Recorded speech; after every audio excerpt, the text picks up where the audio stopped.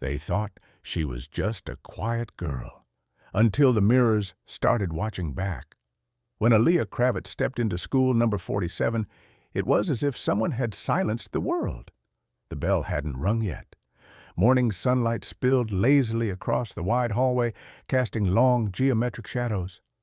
Students were still swarming in, their conversations creating a constant hum, like bees. But the moment the door creaked open and Aaliyah entered, it was as if a glass dome fell over the school. The noise evaporated. Heads turned. She didn't look like them. That was the first thing everyone noticed. Her hair was cropped short and jet black, with razor-straight edges, as though it had been cut by a scalpel. Her skin was pale, almost translucent, like paper soaked once in moonlight. A dark blue trench coat hung on her frame, reaching her ankles despite the warm September day. Her hands, pale and slender, were gloved in thin black leather. She walked with no sound, no echo of footsteps, no squeak of soles. Her boots seemed to hover slightly off the ground. At least, that's what someone would later claim.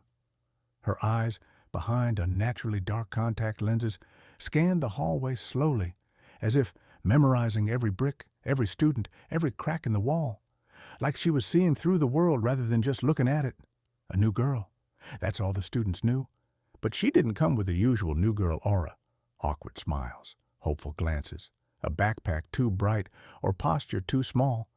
She didn't introduce herself to anyone. She didn't ask for directions.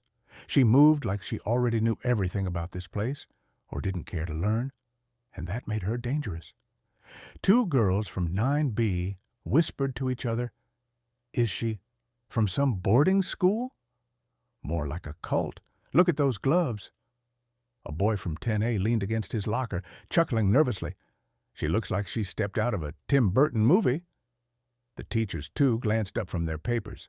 Mr. Volkov, the physics teacher, blinked twice as she passed and muttered, "I taught her older sister." "I think." "Maybe." But no one knew who she really was. And Aaliyah gave no hints. She didn't smile, didn't frown. She just walked, turned the corner toward the second-floor lockers, and vanished from the crowd like a wisp of vapor in morning air. 10 minutes later, something strange happened. The school intercom crackled to life. "Attention, students. Please disregard the previous bell. First period will begin 5 minutes later today." A pause. "And welcome our new student, Aaliyah Kravitz, to school number 47 inches. The announcement wasn't signed off with a name." The voice sounded odd, warped, not robotic exactly, but distorted, as if someone had slowed it down and added an artificial layer of static. No one recognized it as the principal or anyone from the office. The entire school paused, then resumed. Whispers spread faster than wildfire. Had she hacked the intercom? Was it a prank or a message? Aaliyah, meanwhile, was already sitting in the back row of Class 10B, not because anyone had told her to, but because the seat had simply been empty. Her schedule, mysteriously printed and stamped, lay on her desk. The teacher hadn't seen anyone hand it to her, and here came the first shock. As the homeroom teacher entered, she looked directly at Aaliyah, frowned for a fraction of a second, as if recognizing her from a half-forgotten dream, then moved on without a word. Class began. Books opened. Pencils scratched paper. The regular rhythm of school life resumed, until someone noticed the desk next to Aaliyah was also empty, a desk that belonged to Pavel Lebedev. He was almost never late. The teacher paused. "Has anyone seen Pavel today?" Silence. Then, from the back, a voice. "Didn't he say something about a headache yesterday? Maybe he stayed home." "Unusual of him not to call in," the teacher murmured. Her eyes flicked briefly toward Aaliyah, then down to the attendance sheet. In the cafeteria at lunch, no one approached Aaliyah. She didn't eat. She sat alone at a corner table, her tray untouched. Students instinctively avoided that end of the room, until Danya Smirnov, the self-appointed class clown, decided to make things interesting. He grabbed an apple and sauntered over, performing a casual flip of his chair before plopping down in front of her. "So," he said, leaning in, grinning, "Aaliyah, right? Or do you prefer mysterious trenchcoat girl from the underworld?" He laughed. Others glanced over, intrigued. Aaliyah looked at him, just one long, slow look. Danya stopped laughing. He blinked. He swallowed. A moment passed. She said nothing. Then she slowly extended her hand and took the apple from his tray. Without breaking eye contact, she placed it on her own untouched tray. Danya didn't say another word. He stood, nodded once, to no one in particular, and walked away. Some said his hands were trembling. Others said he mumbled something like, "She smells like cold metal." Morning arrived with an overcast sky and the scent of cold iron in the wind. Aaliyah stood at the gate of school number 47 before it opened, her figure a dark silhouette against the gray canvas of the dawn. Her coat flared slightly as the wind whispered secrets only she seemed to understand. Her eyes, two spheres of pitch-black silence, blinked slowly as if syncing with some internal clock the rest of the world could not perceive. Inside the school, the atmosphere was different today. It wasn't fear yet, not quite, but it was close.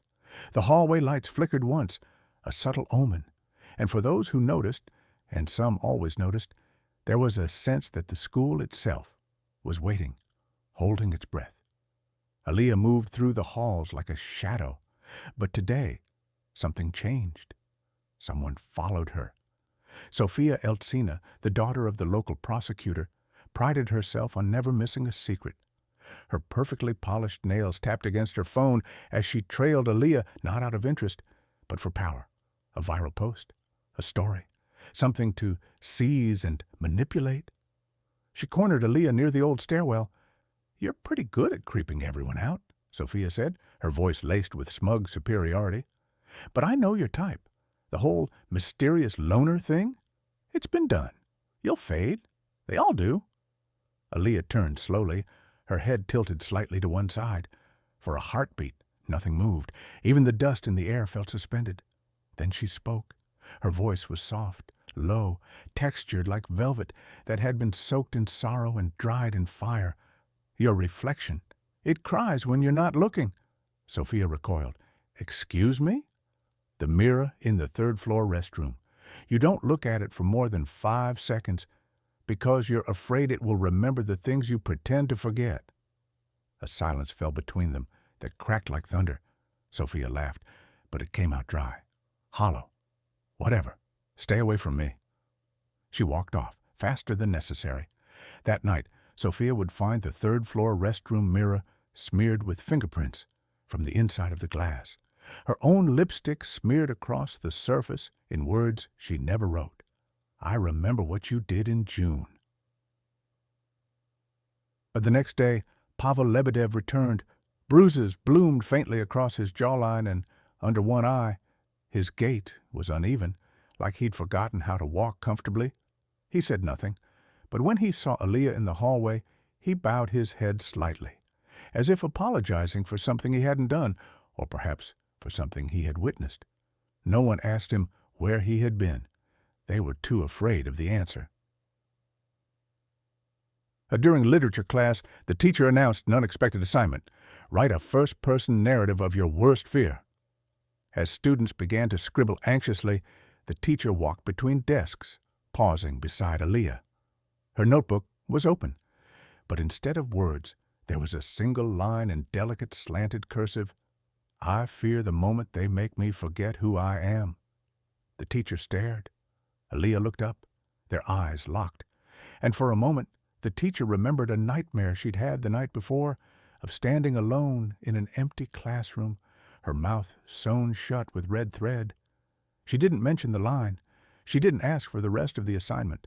She simply moved on, and in that silence, the air in the room became heavier. Aaliyah watched them all from the periphery, faces pretending confidence, smiles that didn't reach eyes, laughter cut short by unspoken questions. They thought they ruled the school. They thought their games were the only ones being played. But Aaliyah wasn't playing. She was remembering every whisper, every lie, every cruel thing masked as a joke. She didn't want revenge, but she would not be forgotten, not this time, not again. And as the final bell rang, a scream echoed faintly down the second-floor hall. from a classroom that had been locked for 5 years. The scream was not loud. It was the kind that slid under the skin, quiet as a razor, yet sharp enough to leave a mark on the day. Students looked up from their phones, their conversations paused mid-sentence. Teachers, for the briefest moment, stopped writing on whiteboards and chalkboards. A collective ripple spread through the corridors of school number 47. But the scream had not come from any occupied classroom.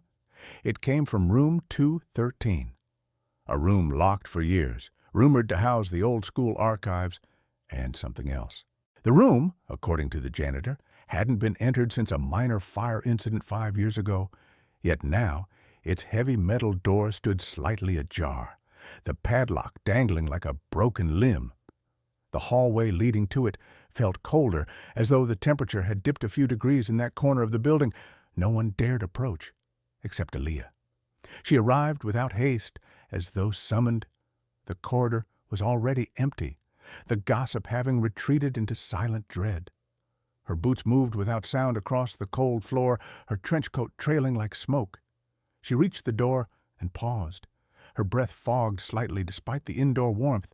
The metal door handle was frosted. She didn't flinch. She touched it, barehanded now, and it melted instantly under her fingers. Inside, it was dark, and not the kind of darkness that was simply an absence of light. This was layered, textured, heavy. Aaliyah stepped inside. As the room was filled with the scent of old ink and wet ash, broken filing cabinets stood like ruined towers, their drawers half open, bleeding yellowed paper. A single chair sat overturned near the far wall. A pile of torn school records lay beside it, some names still visible, crossed out in red ink, like a list, like a warning. And on the floor, a mirror, large, framed in tarnished brass, cracked across its center like a wound. It pulsed faintly in the dim light, as though it had a heartbeat. Aaliyah knelt before it. Her reflection looked back, only it was not a reflection. It blinked out of sync. It smiled when she did not. The smile was crooked, like it had been stitched together. She placed her bare hand against the glass. The surface rippled like disturbed water. Her fingers were absorbed slightly, but not completely. A shiver passed through her. But meanwhile, word of the scream spread like ink across fabric. No one admitted to hearing it directly, but everyone spoke of it. Some said it was a prank, others that it was a ghost. A few believed it was connected to Aaliyah, though no one dared say it aloud, except Misha. Misha Yegorov was known for two things: his obsession with urban legends and his complete lack of filter. He approached Aaliyah the next day during break, notebook in hand, excitement in his eyes like fire behind foggy glasses. "I know what you're doing," he said. "You're not just here to study. You're here for the mirror room. That's what the seniors used to call it. They say it shows you not who you are, but what you could become if you lost everything." Aaliyah said nothing. "There was a girl," Misha continued, lowering his voice, 5 years ago. "Her name was Anna. She went in that room and came out different. She stopped talking, then disappeared. The school said she transferred, but her best friend swore she saw her reflection blink when Anna didn't." Still, Aaliyah said nothing. Misha chuckled nervously. "So, yeah, just thought you should know, in case you think you're the first." She looked at him finally. "I'm not the first," she said. "I'm the last," and walked away. Misha didn't follow. He stood there, notebook clutched to his chest like armor. And that night, rain fell. The school stood like a monolith in the storm. One window glowed faintly. Room 213. Inside, Aaliyah faced the mirror again. But she was not alone. Behind her stood someone else. A girl. Same height, same posture, same coat. But her eyes were wrong. Bright, unblinking. Her mouth too wide. Her fingers moved with a delay, as if learning what hands were for, like a puppet just waking up. The not Aaliyah stepped forward, mimicking her real counterpart. When Aaliyah raised her hand, the mimic did the same, but then, suddenly, pressed both palms against the inside of the mirror. It spoke. "Let me out." Aaliyah stared. "You're not me?" she said. "Not yet." And then the surface of the mirror shimmered, and Aaliyah stepped back, heart pounding for the first time, not from fear, from recognition, because she remembered this. This wasn't her first time in room 213. 'Twas 5 years ago, she had been a first-year student, a shy girl, eager to please, easy to ignore. They called her Mouse. Anna was her friend, the only one, until Anna changed. It began with the mirror. Then came the whispers, the notebooks filled with pages of mirrored handwriting, then the silence. And the day Anna vanished, Aaliyah had followed her into room 213. She remembered now, the reflection, the swap, the scream. Only it hadn't been Anna who screamed, it had been Aaliyah, because she had seen her own face smile without her, and it had whispered, "See you soon." Or back in the present, the school began to unravel. Tanya Zvereva found her locker filled with Polaroids she had never taken, each one showing her asleep in her bed, taken from the foot of her mattress. Danya Smirnov started hearing music in his headphones no one else could hear. Violins, a girl humming. His ears began to bleed by Thursday. Still, he kept listening. Sofia Eltsina was found unconscious in the third-floor restroom, lipstick streaked across the walls, spelling one word over and over: "Look." The teachers, helpless and confused, held an emergency assembly, but the microphone squealed when the principal tried to speak. The lights dimmed, and for a moment, every student saw their reflection in the glass of the auditorium, and each reflection turned away, every single one, except Aaliyah's. Her reflection stared directly back and smiled.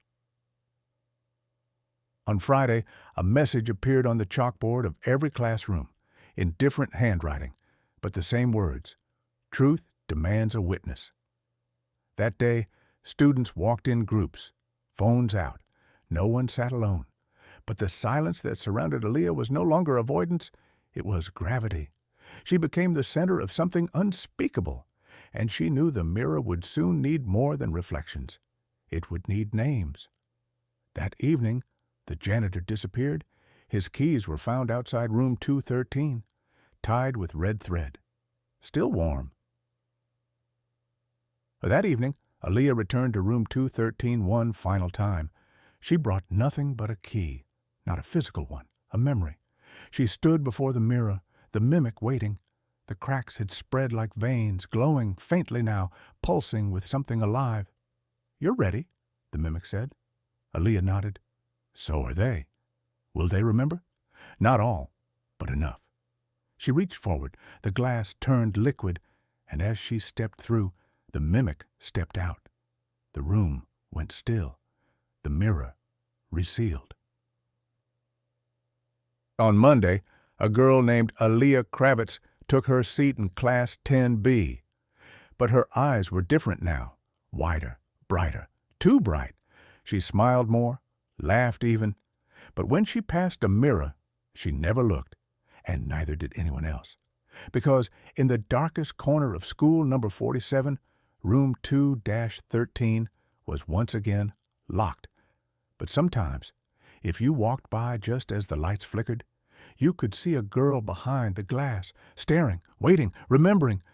And she would always remember what fear looked like, because she had worn its face. And now she wore yours.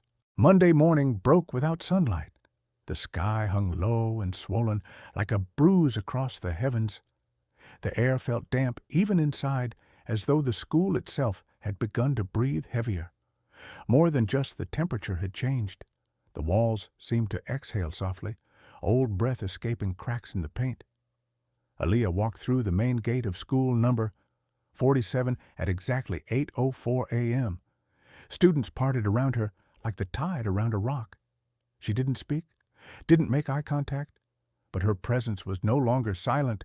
It was symphonic, subtle, low-frequency vibrations that trembled under everyone's skin. She moved like a memory or a warning. At her desk in Class 10B, she sat perfectly still, but something had altered in her structure. Her shoulders were slightly lifted now, as if the body had been rearranged and didn't know quite how to relax. Her eyes gleamed, not just with reflection, but with light that didn't seem to come from the room. No one asked her where she had been all weekend. No one wanted to know. That same day, Misha Yegorov began his own investigation. He had a map of the school in his notebook, annotated with circles and scrawled lines, names crossed out in red, just like the list in room 213. His theory was simple.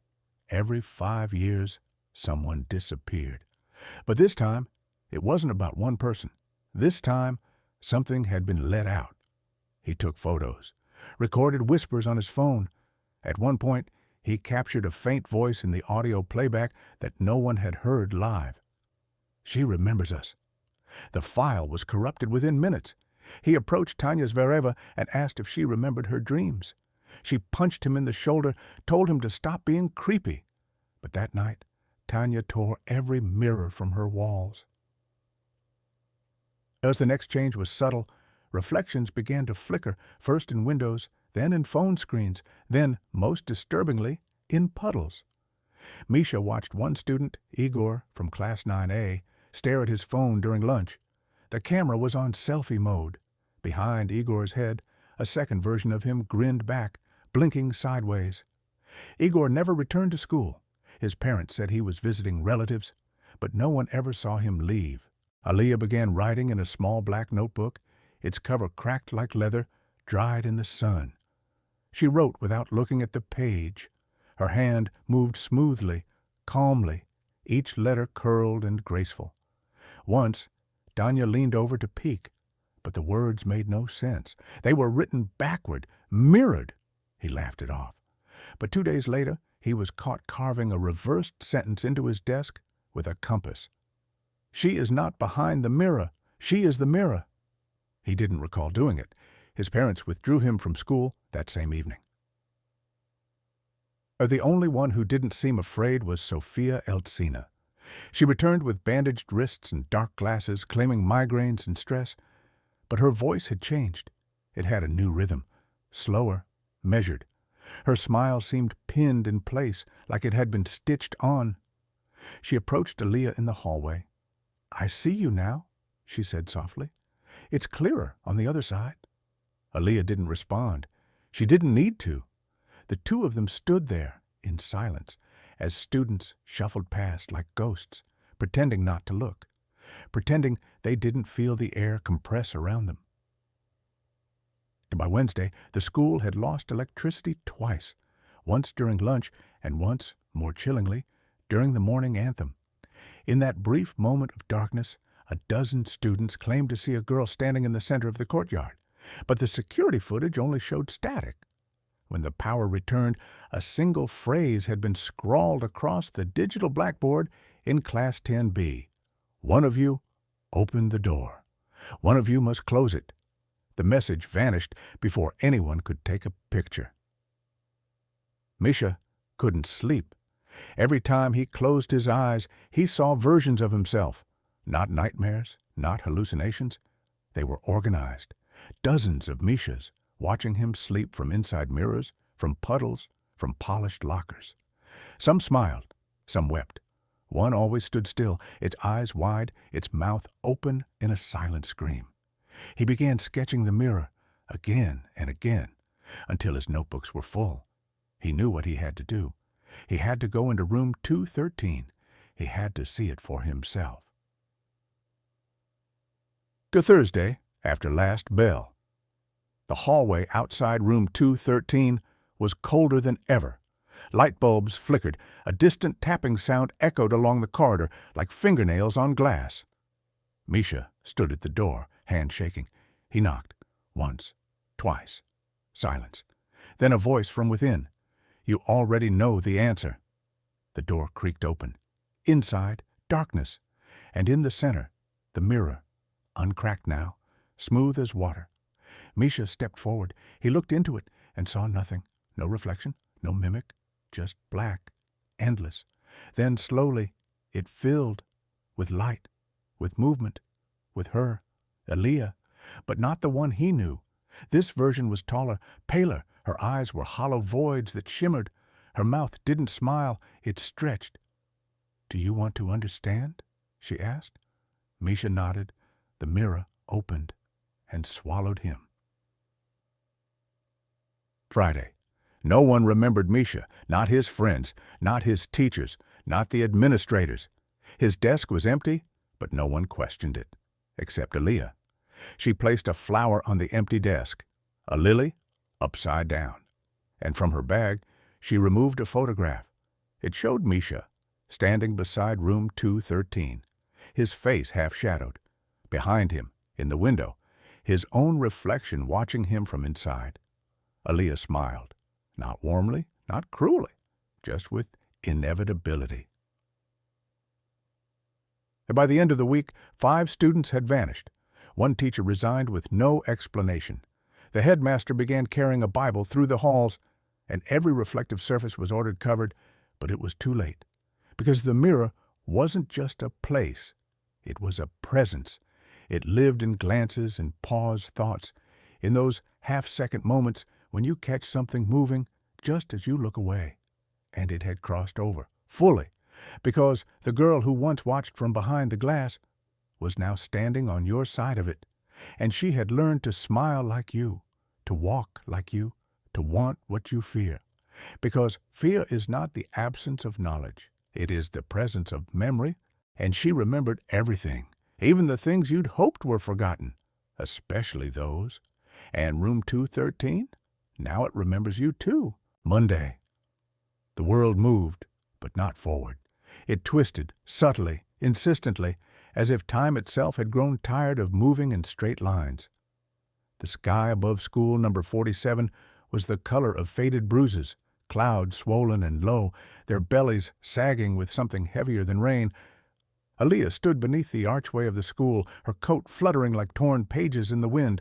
Her eyes, those bottomless wells of ancient reflection, scanned the courtyard. For the first time, she looked tired, not weak, but burdened, like something inside her was stretching against the seams. Inside, students shuffled slowly, like actors caught between scenes. The noise of the school had changed, no longer chatter, but hushed breathing, faint murmurs, a kind of listening, as if every corridor had ears now, every mirror had a mouth. Katia Melnikova noticed it first. The music room mirror, the grand one, floor to ceiling, flanked by stage curtains. It moved, not the glass, the reflection. She swore she saw herself smile just a heartbeat too late, and then blinked twice when she hadn't blinked once. She stepped forward, breath trembling, reached out, and her reflection pressed its fingers to the glass, but upside down. Katya screamed. When the teacher arrived, the mirror was gone, not broken, gone. Frame, wall mount, screws, vanished as if it had never been there. Only one thing remained, a single black glove, perfectly folded, resting on the piano keys. Toward that day, every class began late. Teachers entered the rooms slowly, cautiously. Some checked behind their desks.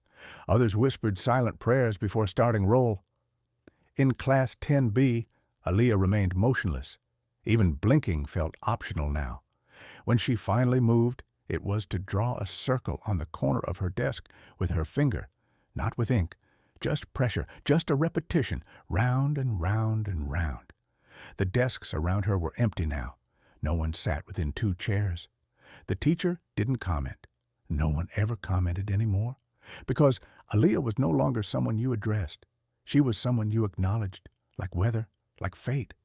But there was someone who still saw her, not with fear, but with sadness. Tanya. She had stopped wearing makeup. She had cut her nails short. She hadn't spoken to Aaliyah since the note in the locker, but now, between classes, she lingered by the classroom door, watching. She didn't know what she was waiting for, only that she needed to remember something she was once guilty of forgetting. On Tuesday, they heard the laugh. It came from the intercom, not static, not feedback, a clear, crystalline laugh, a girl's voice, melodic and wrong, too close, as though whispered directly into the back of your head. No one laughed in response. Everyone stopped moving. Then silence, and the hum of the school returned, but different now, tilted. Later that day, the announcement board in the main hall flashed a single message: "You are seen." Then the lights dimmed. Sophia Eltsina locked herself in the library. She stacked chairs against the door, covered the windows with textbooks. She didn't speak, didn't scream. She just wrote. Pages and pages. Mirrored script. One sentence repeated, "She walks in silence because silence listens." When the librarian finally broke in, Sophia was curled in a fetal position, eyes wide, pupils dilated to the point of vanishing. She whispered one thing before they took her away. "We thought it was her. But it's all of us now." Tanya saw her being wheeled out and felt something curl in her chest. A memory? No, a reflection. Wednesday? The mirrors didn't show reflections anymore. They showed doors, only not to places, to choices. Some students stood in front of them, hypnotized. Others ran. A few disappeared entirely. Their lockers were left open, shoes neatly aligned, phones still buzzing with unread notifications. Only one student fought back, Ilya Orlov. He shattered a mirror in the chemistry wing with a fire extinguisher, screamed, cursed, hurled his bag down the hall. A janitor found him 20 minutes later, sobbing in the stairwell. The mirror was repaired by morning. No one knew how. Ilya never returned. But in the reflections around the school, students began to glimpse him, standing behind themselves, grinning. But by Thursday, Aaliyah's notebook was full. She began writing on her arms, her hands, her neck, symbols now, not words. Spirals, eyes, mouths. She didn't speak, but others began to hear her anyway, in thoughts, in dreams, in the low drone beneath the radiator's hum. Whispers. Do you see it now? Do you remember what you looked like before? You are not who you think. Tanya began dreaming of the old Aaliyah, before the mirrors, before the silence, a shy girl with nervous laughter and 2 large sleeves. And in those dreams, she always heard one thing: tell them I was real. That night, rain returned, but it didn't fall. It hovered. Raindrops hung mid-air, suspended like a paused video. Students stood at the windows and watched in silence. Aaliyah stepped outside. Rain slid around her, parted, repelled. She walked barefoot across the courtyard, and at every step the puddles rippled, not outward, but inward, as if something beneath the surface was waking, looking up, waiting. Tanya stood at the window. She pressed her hand against the glass. "I remember," she whispered. The Friday, the final note. Aaliyah arrived at school with nothing, no bag, no coat, just her, pale, composed. She walked to room 213. It opened before she touched the handle. Inside, the mirror was gone. Only the frame remained. Within it, not glass, a wall of water, slow, undulating, breathing. She stepped in and was gone. Tanya found the classroom door ajar. She stepped in slowly, saw the frame, the water, and a single page floating on its surface. She pulled it out. It read, "You heard me? That's enough." Later that day, when the students gathered in the auditorium for emergency dismissal, they found a message projected onto the stage curtain. Not typed, reflected. "When silence screams, the world will finally listen." Aaliyah never returned, but her desk remained untouched. A black glove rested atop it. And the mirrors across school number 47? They no longer reflected anything. They only watched. And sometimes, when no one's looking, they whisper. She was never just one girl. She was all of us. And she still is. Double asterisk.